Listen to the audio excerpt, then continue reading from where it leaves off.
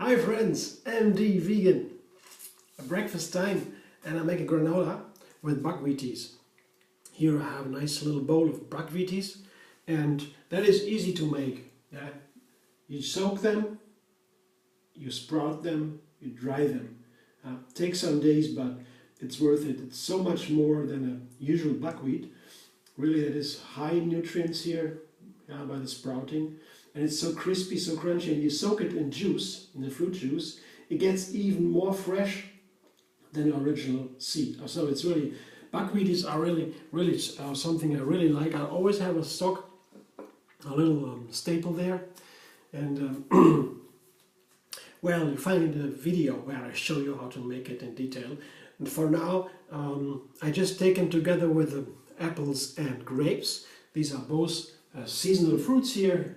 Autumn has begun and we have wonderful apples and the most wonderful grapes.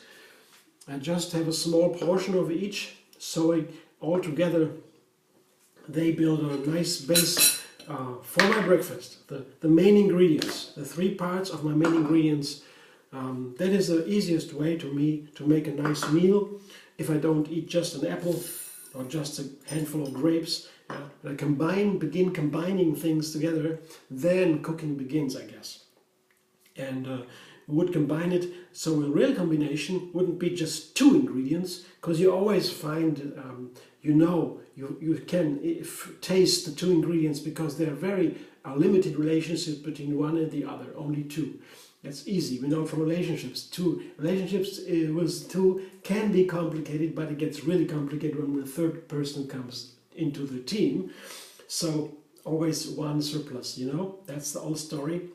That has mathematical reasons, because the possible relationships you can feel between each of them three is much more, maybe 7 or 8 or 9, you can figure out more than with two. So it begins to really complex with three. So then when cooking really begins, creating new flavors, new combinations, new textures.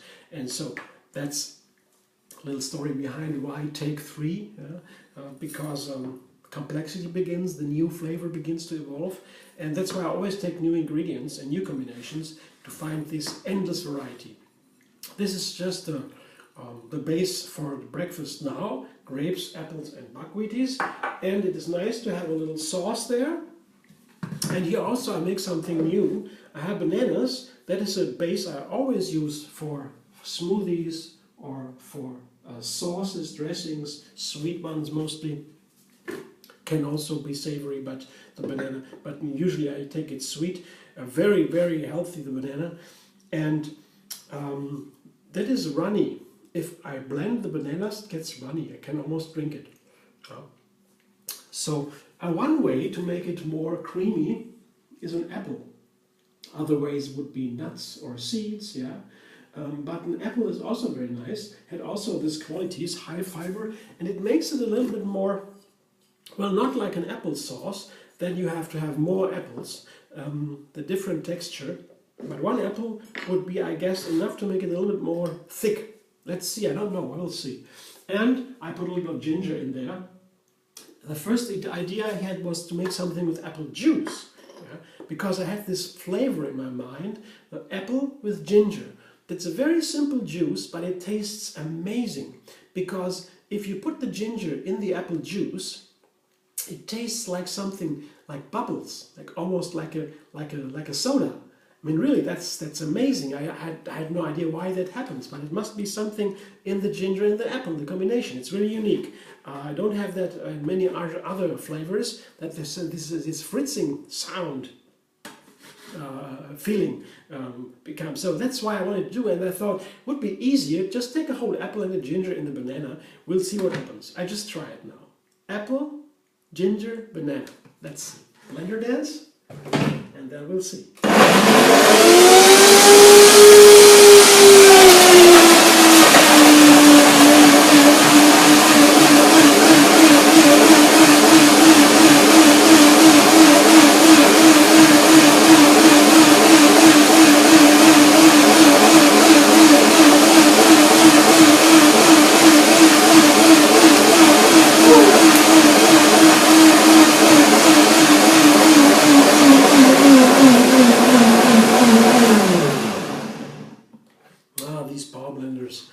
really a gift. For many years I had a simple blender, just $100, and because I wanted to know if I really use a blender in my kitchens that often, that it'd be worthwhile to buy a larger one, because they are more expensive, of course. And then when I had it, this one, I was blown away. Such a difference. Yeah, so creamy. Yeah, amazing. So let's taste it now with the ginger. I'm so curious. It's there. It's there. Now I feel it even better. It's because the ginger, now I feel it, the taste buds are like little dots on the tongue. And then the ginger seemed just to tap the tip of the taste buds. So I have the feeling of little dots on the tongue. I mean, in a pleasant way, like a soda. It's a little bit more gross, like a soda. But that's the reason, I guess. Very simple. I think I understood now. Yeah, it's always more insight you get, and that's very interesting. I'm trying more and more new things. It's really opening a horizon. Very nice. Here, this is my fruit salad, the base, and here comes the dressing, the sauce, banana, nice texture as you can see, and apple and ginger. Usually I take a lemon for the banana. Yeah, I could have used the lemon here too. It's nice with ginger. But I thought maybe let's begin with 3 ingredients again. Just the apple, the banana, and the lemon, and the apple and the ginger. There is something sour from the apple, so I don't necessarily need lemon to make it a little bit sour. And it's wonderful. I knew already lemon and banana are very nice together. Ginger and no, what do I want to say? Lemon and banana are very nice together. I know. But now with the ginger and the apple, well, I was completely right. I'm very happy to have tried this combination. Yeah. There are many ways to make a banana smoothie, banana cream, creamy. Apple, nuts, seeds, and other things. Let's see. And we're just beginning to find out these things. So this is the breakfast with 2 parts. Yeah, it's the apple, grape, and buckwheat. The second part is the sauce, banana, apple, and ginger, and the third part, the topping, pomegranate seeds. You see here, that nice? Ooh, I guess that would be the perfect topping for this fruit salad. Yeah. It's half a pomegranate here. I have some more. I will toss it all and then put it in a small bowl for my own breakfast. This is just to combine everything, and then I take it all in a small bowl, and then I have a little bit more decoration here. So that's all. Yeah, thanks for watching. I hope you enjoyed, been inspired. I'm curious to have your experience, to hear about it.